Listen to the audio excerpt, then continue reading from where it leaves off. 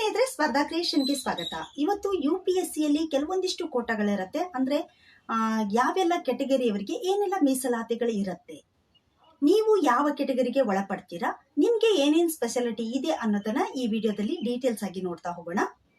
OBC ಅವರಾಗಿರ್ಬೋದು, SC/ST ಆಗಿರ್ಬೋದು, EWS ಆಗಿರ್ಬೋದು, PWBD ಇವರಿಗಾಗಿರ್ಬೋದು, ಯಾರಿಗೆಲ್ಲ ಏನೆಲ್ಲ ಸ್ಪೆಷಾಲಿಟೀಸ್ ಇದೆ ಏನು ಅನ್ನೋದನ್ನ ಡೀಟೇಲ್ಸ್ ಆಗಿ ವಿಡಿಯೋದಲ್ಲಿ ನೋಡ್ತಾ ಹೋಗೋಣ. ನೀವು ಯಾವುದೇ ಕೆಟಗರಿಗೆ ಒಳಪಡಿ, ನೀವು ಮೊದಲು ಮಾಡಬೇಕಾಗಿರೋದು ಏನು ಅಂತ ಹೇಳಿದ್ರೆ, ಅಪ್ಲಿಕೇಶನ್ ಹಾಕೋದಕ್ಕಿಂತ ಮುಂಚೆ, ಅಂದ್ರೆ ನೋಟಿಫಿಕೇಶನ್ ಬರೋಕ್ಕಿಂತ ಮುಂಚೆ ನಿಮ್ಮ ಹತ್ರ ಆ ಸರ್ಟಿಫಿಕೇಟ್ ಇರಬೇಕು. ಅಂದ್ರೆ ತುಂಬಾ ಹಳೇದು ನಿಮ್ಮ ಹತ್ರ ಸರ್ಟಿಫಿಕೇಟ್ ಇಟ್ಕೊಳಕ್ ಹೋಗ್ಬೇಡಿ. ಅಂದ್ರೆ ಇವಾಗ ನಮ್ಗೆ ಎಜುಕೇಶನ್ಗೆ ಸಂಬಂಧಪಟ್ಟಾಗೆ ಒಂದು 5 years ಇಂದು ಸರ್ಟಿಫಿಕೇಟ್ ನಡೆಯುತ್ತೆ ಅನ್ನುವಂಥದ್ದು ಇರತ್ತೆ. ಅಂದ್ರೆ ಸ್ಕೂಲ್ಗಳಿಗೆಲ್ಲ ಬೇಕಾಗಿರುತ್ತಲ್ವಾ, ಸೊ ಅಲ್ಲಿ. ಬಟ್ ಕಾಂಪಿಟೇಟಿವ್ ಎಕ್ಸಾಮಿಗೆ ಅಂತ ಬಂದಾಗ ರೀಸೆಂಟ್ ಆಗಿರುವಂತದ್ದು ಅಪ್ಲೈ ಮಾಡೋದು ತುಂಬಾ ಬೆಟರ್ ಅನ್ನುವಂಥದ್ದು. ಇವಾಗ ನಮ್ಗೆ 2024ರಲ್ಲಿ ಅಪ್ಲಿಕೇಶನ್ ಕರೆದಿದ್ರಲ್ವಾ, ನೋಟಿಫಿಕೇಶನ್ ಕರೆದಾಗ ಅಲ್ಲಿ ನಮ್ಗೆ ರೀಸೆಂಟ್ ಆಗಿರುವಂತ OBC ಸರ್ಟಿಫಿಕೇಟ್ ಅನ್ನ ನಮ್ಗೆ ಅಪ್ಲೈ ಮಾಡ್ಲಿಕ್ಕೆ ಹೇಳಿದ್ರು. SC/ST ಅವರಿಗಾಗಿರ್ಬೋದು ಅಥವಾ OBC ಆಗಿರ್ಬೋದು, ಸರ್ಟಿಫಿಕೇಟ್ ರೀಸೆಂಟ್ ಆಗಿರ್ಬೇಕು ಅಂತ ಅನ್ನುವಂಥದ್ದು ಒಂದು ಇನ್ಫಾರ್ಮೇಶನ್ ಸಿಕ್ತು. ಸೊ ಹಾಗಾಗಿ ನೀವ್ ಇವಾಗ ನೆಕ್ಸ್ಟ್ ಯಾವಾಗ ಅಪ್ಲೈ ಮಾಡ್ಬೇಕು ಅನ್ಕೊಂಡಿದ್ರ, 25, 26ಕ್ಕೆ ಅಪ್ಲೈ ಮಾಡ್ಬೇಕು ಅನ್ಕೊಂಡವ್ರು ಒಂದ್ 2-3 ತಿಂಗಳ ಹಿಂದಿಂದು ನೀವು ಸರ್ಟಿಫಿಕೇಟ್ ಅನ್ನ ಮಾಡಿಸಿಟ್ಕೊಂಡ್ರೆ ಸಾಕಾಗತ್ತೆ. ಯಾಕೆಂದ್ರೆ ಸರ್ಟಿಫಿಕೇಟ್ ಮಾಡ್ಲಿಕ್ಕೆ 1 month ಟೈಮ್ ಹಿಡಿಯುತ್ತೆ. ಸೊ ಹಾಗಾಗಿ ಅಪ್ಲಿಕೇಶನ್ ಕಲಿಯೋರ್ಕಿಂತ ಮುಂಚೆ 1 ತಿಂಗಳು ಅಥವಾ 2 ತಿಂಗಳ ಮುಂಚೆ ನೀವು ಸರ್ಟಿಫಿಕೇಟ್ ಅನ್ನ ಮಾಡಿಸಿ ಇಟ್ಕೊಳ್ಳೋದು ಬೆಟರ್. ಓಕೆನಾ?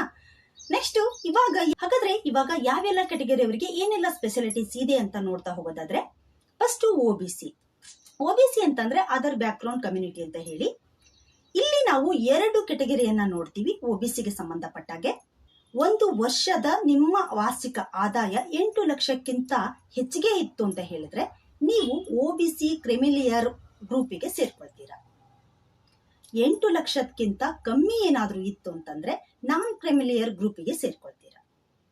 ಸೊ ನಾನ್ ಕ್ರಿಮಿಲಿಯರ್ ಗ್ರೂಪಿಗೆ ಸೇರ್ಕೊಂಡ್ರಿ ಅಂತ ಹೇಳಿದ್ರೆ ಆ ಕೆಟಗರಿಯಲ್ಲಿ ನಿಮಗೆಲ್ಲಾ ಸ್ಪೆಷಾಲಿಟೀಸ್ ಇರುತ್ತೆ. OBC ಅಂಡರ್ ಅಲ್ಲಿ ಬರುವಂತ ಏನೆಲ್ಲ ಸ್ಪೆಷಾಲಿಟೀಸ್ ಇರುತ್ತಲ್ಲ ಅದೆಲ್ಲವೂ ಕೂಡ ಬರುತ್ತೆ. ಅಂದ್ರೆ ಇಲ್ಲಿ ಅಟೆಂಪ್ಟ್ಸ್ ಗಳನ್ನ ನಾವು 9 ಅಟೆಂಪ್ಟ್ಸ್ ಅನ್ನ ಕೊಡಬಹುದು. ನೆಕ್ಸ್ಟ್ ಏಜ್ ಕೂಡ ಅಷ್ಟೇ, 8 ರಿಂದ 32 ವರ್ಷದವರೆಗೆ ನಾವು ಎಕ್ಸಾಮ್ ಅನ್ನ ಬರೀಲಿಕ್ಕೆ GMನವರಿಗೆ ಅವಕಾಶ ಇದ್ರೆ, ಮತ್ತೆ OBC ಅವರಿಗೆ 3 years ಕನ್ಸೆಷನ್ ಸಿಗತ್ತೆ. ಹಾಗೆ ಅಟೆಂಪ್ಟ್ಸ್ ಗಳು ಕೂಡ 9 ಅಟೆಂಪ್ಟ್ಸ್ ಅನ್ನ ಕೊಡಬಹುದು. ಹಾಗೇನೆ ನಿಮ್ಗೆ ಇಲ್ಲಿರುವಂತ ಒಂದು ಸೀಟ್ ಅಲಾಟ್ಮೆಂಟ್ ಕೂಡ OBC ಅಂಡರ್ ಅಲ್ಲೇ ನಿಮಗೆ ಅಲಾಟ್ಮೆಂಟ್ ಕೂಡ ಆಗತ್ತೆ. ಬಟ್ ಕ್ರಿಮಿಲಿಯರ್ ಇತ್ತು ಅಂತಂದ್ರೆ ಇದು ಯಾವುದೇ ಸವಲತ್ತು ಸಿಗಲ್ಲ. ಇದೆಲ್ಲದೂ ಕೂಡ GMಗೆ ಒಳಪಟ್ಟಂತೆ ಅಂತಾನೆ ಹೇಳ್ಬೋದು. ಅಂದ್ರೆ ಜನರಲ್ ಕೆಟಗರಿ ಅವರು ಇದ್ದ ಹಾಗೇನೆ ಅಂದ್ರೆ ನಿಮ್ಗೆ ಯಾವುದೇ ಸ್ಪೆಷಲ್ ಆದಂತ ಮೀಸಲಾತಿಗಳು ಇರೋದಿಲ್ಲ. ಅಂದ್ರೆ ಜನರಲ್ ಕೆಟಗರಿವರೆಗೂ ಮತ್ತೆ ಕ್ರಿಮಿಲಿಯರ್ವರೆಗೂ ಯಾವುದೇ ವ್ಯತ್ಯಾಸ ಇರಲ್ಲ, ಸೇಮ್ ಇರತ್ತೆ ಅಂತ. ಇದಿಷ್ಟು OBCಗೆ ಸಂಬಂಧಪಟ್ಟ. ಇನ್ನ SC/STಗೆ ಬಂದ್ರೆ, SC/ST ಸರ್ಟಿಫಿಕೇಟ್ ಅನ್ನ ನೀವೇನಾದ್ರೂ ಒಳಗೊಂಡಿದ್ರಿ, SC/ST ಕೊಟ್ಟದ್ರೊಳಗಡೆ ನೀವೇನಾದ್ರೂ ಬರ್ತಾ ಇದ್ರಿ ಅಂತ ಹೇಳಿದ್ರೆ ನಿಮ್ಗೂ ಕೂಡ ಅಷ್ಟೇ ಏಜ್ ಕನ್ಸೆಷನ್ ಇಲ್ಲಿ 5 years ಕನ್ಸೆಷನ್ ಇರುತ್ತೆ. ನೆಕ್ಸ್ಟ್ ಅಟೆಂಪ್ಟ್ಸ್ ಗಳು ಅನ್ಲಿಮಿಟೆಡ್, ಅಂದ್ರೆ ನಿಮ್ಮ ಏಜ್ ಮುಗಿಯೋವರೆಗೂ ನೀವು ಸಂಪೂರ್ಣವಾಗಿ ಕೊಡ್ತಾ ಹೋಗ್ಬೋದು.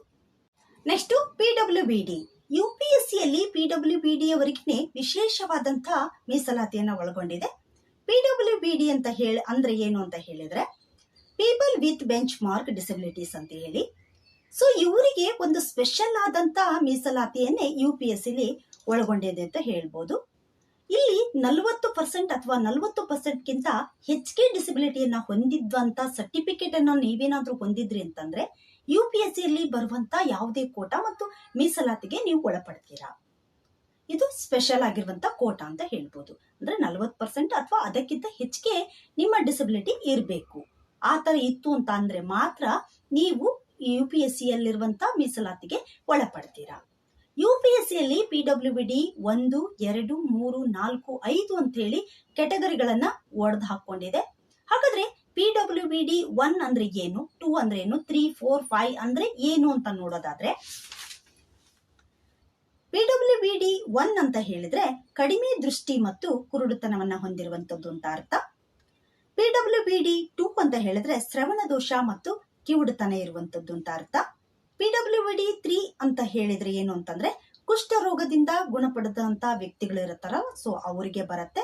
ನೆಕ್ಸ್ಟ್ ಫಾಲ್ಸಿ ಅಂತ ಹೊಡೆದಿರುತ್ತಲ್ವಾ, ಅಂದ್ರೆ ಸೆರ್ಬಲ್ ಫಾಲ್ಸಿ ಅವರಿಗೆ ಕೂಡ ಬರ್ತಿರುತ್ತೆ. ಇನ್ನು ಕುಬ್ಜತೆ, ಹಾಗೆ ಆಸಿಡ್ ದಾಳಿಗೆ ನೀವೇನಾದ್ರೂ ಒಳಪಟ್ಟು ಗುಣಮುಖರಾಗಿದ್ರೆ ಅಂತವರಿಗೆ ಬರುತ್ತೆ. ಇನ್ನು ಸ್ನಾಯುವಿನ ಒಂದು ದೋಷ ಇದ್ರೆ, ಸ್ನಾಯು, ನೆಕ್ಸ್ಟ್ ಲೋಕೋಮೋಟರ್ ಅಸಾಮರ್ಥ್ಯ, ಇವೆಲ್ಲವೂ ಕೂಡ ಒಳಗೊಂಡಿರುವಂತದ್ದು PWB3 ಒಳಗೊಡುತ್ತೆ. ನೆಕ್ಸ್ಟ್ PWBD4 ಏನಿದೆ ಅಂತಂದ್ರೆ ಸ್ವಲೀನತೆ, ನೆಕ್ಸ್ಟ್ ಮಾನಸಿಕ ಅಸ್ವಸ್ಥತೆ, ಬೌದ್ಧಿಕ ಅಸಾಮರ್ಥ್ಯ, ಇವೆಲ್ಲವೂ ಕೂಡ ಒಳಗೊಂಡಿರುತ್ತೆ.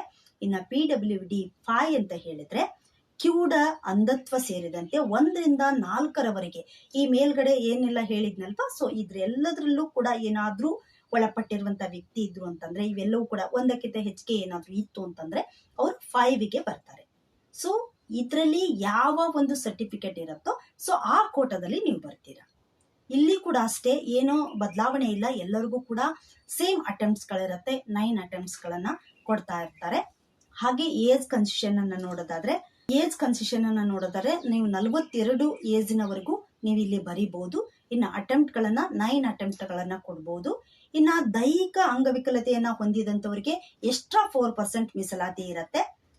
ಇನ್ನ ಇದರಲ್ಲಿ ನೀವೇನಾದ್ರೂ SC/ST ಕ್ಯಾಟಗರಿಯವರೆಗೂ ಕೂಡ ಒಳಪಟ್ಟಿದ್ರೆ, ಡಿಸಬಿಲಿಟಿ ಇದ್ದು SC/ST ಏನಾದ್ರೂ ಆಗಿದ್ರಿ ಅಂತಂದ್ರೆ ಅನ್ಲಿಮಿಟೆಡ್ ಇರುತ್ತೆ. ಯಾವುದಕ್ಕೆ ಅಟೆಂಪ್ಟ್ಗಳು ಅನ್ಲಿಮಿಟೆಡ್ ಇರುತ್ತೆ.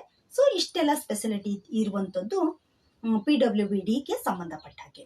ಇಲ್ಲಿ ನೀವು ಮಾಡುವಂತದ್ದು ಅಪ್ಲಿಕೇಶನ್ ಅನ್ನ ಹಾಕೋದಕ್ಕಿಂತ ಮುಂಚೆ ಸರ್ಟಿಫಿಕೇಟ್ ಅನ್ನ ಒಳಗೊಂಡಿರ್ಬೇಕು. ಅದು ರಾಜ್ಯ ಮತ್ತು ಕೇಂದ್ರ ಸರ್ಕಾರದಿಂದ ಅನುಮತಿಯನ್ನ ಪಡೆದಿರುವಂತಹ ಹಾಸ್ಪಿಟಲ್ಗಳಿಂದ ನೀವೇನಾಗಿರ್ಬೇಕು, ಸರ್ಟಿಫಿಕೇಟ್ ಅನ್ನ ನೀವು ಪಡ್ಕೊಂಡಿರ್ಬೇಕು. ಅಂತ ಒಂದು ಸರ್ಟಿಫಿಕೇಟ್ ಅನ್ನ ಇಲ್ಲಿ ಕನ್ಸಿಡರ್ ಮಾಡ್ತಾರೆ. ದೆನ್ ಪ್ರಿಲಿಮ್ಸ್ ಎಕ್ಸಾಮಿನೇಷನ್ಸ್ ಮುಗಿದ ನಂತರ, ಇನ್ನ ಸಂದರ್ಶನ ಮುಗಿದ ನಂತರ ಡೆಲ್ಲಿ ಒಳಗಡೆನೆ ಒಂದು ಹಾಸ್ಪಿಟಲ್ಗೆ ಅವರು ನಿಮ್ಗೆ ಮೆನ್ಷನ್ ಮಾಡ್ತಾರೆ. ಅಲ್ಲಿ ನಿಮ್ಮ ಒಂದು ಸರ್ಟಿಫಿಕೇಟ್ ಅನ್ನ ಮತ್ತೆ ವೆರಿಫೈ ಮಾಡ್ತಾರೆ. ವೆರಿಫೈ ಮಾಡಿದ ನಂತರ ಆ ಸರ್ಟಿಫಿಕೇಟ್ ಓಕೆ ಅಂತ ಹೇಳಿದ್ರೆ, ಆ ಸರ್ಟಿಫಿಕೇಟ್ 100% ರೈಟ್ ಅಂತ ಹೇಳಿದ್ರೆ ನಿಮ್ಮನ್ನ ಮತ್ತೆ ಅಲ್ಲಿ ಚಿಕಿತ್ಸೆಗೆ ಒಳಪಡಿಸಿ ಅದರ ಒಂದು ಲೆಟರ್ ಅನ್ನ ನಿಮ್ಗೆ ಪೋಸ್ಟ್ ಮುಖಾಂತರ ಅಥವಾ ಮತ್ತೆ ಯಾವುದೋ ಒಂದು ಮೀಡಿಯಾದ ಮುಖಾಂತರ ನಿಮ್ಗೆ ಎಚ್ಚುವಂತ ಒಂದು ವ್ಯವಸ್ಥೆಯನ್ನ ಮಾಡ್ತಾರೆ. ಅದಾದ ನಂತರ ನೀವೇನಾಗ್ತೀರಾ, UPSC ಕೊಡುವಂತ ಯಾವುದೇ ಮೀಸಲಾತಿ ಇರತ್ತಲ್ಲ, ಸೊ ಅದಕ್ಕೆ ನೀವು ಒಳಪಡ್ತೀರಾ. ಇದಿಷ್ಟು ಮಾಹಿತಿ, ಇದು ನನ್ಗೆ ಗೊತ್ತಿರುವಂತ ಮಾಹಿತಿ. ಇದೇ ನೋಟಿಫಿಕೇಶನ್ಸ್ ಅಲ್ಲಿ ಇವೆಲ್ಲದ್ರ ಬಗ್ಗೆನೂ ಇನ್ಫಾರ್ಮೇಶನ್ಸ್ ಇರುತ್ತೆ, ಏನೇನ್ ಸ್ಪೆಷಾಲಿಟೀಸ್ ಇದೆ ಅಂತ ಅನ್ನುವಂಥದ್ದು ಕೂಡ ಇದ್ದಿರತ್ತೆ. ಸೊ ನೋಡ್ಕೊಂಡು ಅಪ್ಲೈ ಮಾಡ್ತಾ ಹೋಗ್ಬೇಕಾಗತ್ತೆ. ನಿಮ್ ಇದಿಷ್ಟು ಇನ್ಫಾರ್ಮೇಶನ್ಸ್ ನನಗೆ ಗೊತ್ತಿರುವಂತ ಒಂದು ಇನ್ಫಾರ್ಮೇಶನ್ಸ್ ಅಂತ ಹೇಳ್ಬೋದು. ತುಂಬಾ ದಿನದಿಂದ PWBD ಬಗ್ಗೆ ಇನ್ಫಾರ್ಮೇಶನ್ಸ್ ಅನ್ನ ಕೊಡಿ ಅಂತ ಕೇಳ್ತಾ ಇದ್ರಿ. ನನ್ಗೆ ಅಷ್ಟೊಂದು ಗೊತ್ತಿರ್ಲಿಲ್ಲ, ಸ್ವಲ್ಪ ಕಲೆಕ್ಟ್ ಮಾಡ್ಕೊಂಡ್ಬಿಟ್ಟು ನಾನು ನಿಮ್ಗೆ ಹೇಳ್ತಾ ಇರುವಂತದ್ದು. ಏನಾದ್ರೂ ಮಿಸ್ಟೇಕ್ಸ್ ಆಗಿದ್ರೆ ಅಥವಾ ನೀವು ವೆಬ್ಸೈಟ್ ಅಲ್ಲಿ ನಿಮ್ಗೆ ಮತ್ತಷ್ಟು ಮಾಹಿತಿ ಸಿಕ್ಕಿದ್ರೆ ಓದ್ಕೊಂಡು ತಿಳ್ಕೊಳ್ಳಿ. ಇದು ನನ್ಗೆ ಗೊತ್ತಿರುವಂತ ಇನ್ಫಾರ್ಮೇಶನ್ಸ್ ಅಷ್ಟೇ. ಹಾಗೇನೆ EWS ಅಂದ್ರೆ ಎಕನಾಮಿಕ್ ವೀಕರ್ ಸೆಕ್ಷನ್ಗೂ ಕೂಡ ನಿಮ್ಗೆ ಸರ್ಟಿಫಿಕೇಟ್ ಅನ್ನ ನೀವು ತೆಗೆದುಕೊಂಡ್ರಿ ಅಂತಂದ್ರೆ ಅಲ್ಲಿನೂ ನಿಮ್ಗೆ ಕೋಟಾ ಸಿಗತ್ತೆ. ಸೊ ಅದರಲ್ಲೂ ಕೂಡ ನೀವು ಯೂಸ್ ತಗೋಬಹುದು.